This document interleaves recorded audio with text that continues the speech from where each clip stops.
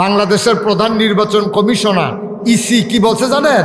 উনি বলছে যে যদি ভালো নির্বাচন না দিতে পারি হয়তো জোতা আর নইলে দেশ ভাগন লাগবো আর নইলে জেলো যাওয়ান লাগবো, এর বাইরে কোনো লাইন নাই। কারণ আগের তারা যেই ফতে এবারে বুঝ করে এই কইছে বাংলাদেশও দেখা আপনি ক্ষমতা গিয়া এরপরে ঠিকঠাক ঠিক আর থাকে গো, ঠিকও তো থাকে না। এত ক্ষমতা লইয়া, এত পেপু লইয়া, এত পুলিশ বাহিনী লইয়া 17 বছর পাকাপুক্ত করার পরেও এরপরেও তো বড় থাকবো দূরের কথা, দেশও থাকবো দূরের কথা, দেশ থেকে তো কেমন লাগছে, ঠিক কিনা কর? তাইলে বোঝা গেল সব কিছুর একটা শেষ আছে। ভাই সাহেব, এত রং না, এত রং না।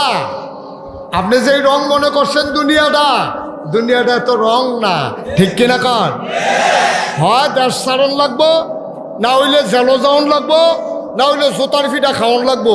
বুঝছে হইন না কাম করেন, তইলে তারাও বুঝছে যে যেমন তেমন করে আর চলবে না। কারণ বাংলার মানুষ বার বার বার বার মানুষকে ঢিল দেয়, কিন্তু জনমের মতো একবারে ছেড়ে দেয় না, ঠিক কিনা বলো?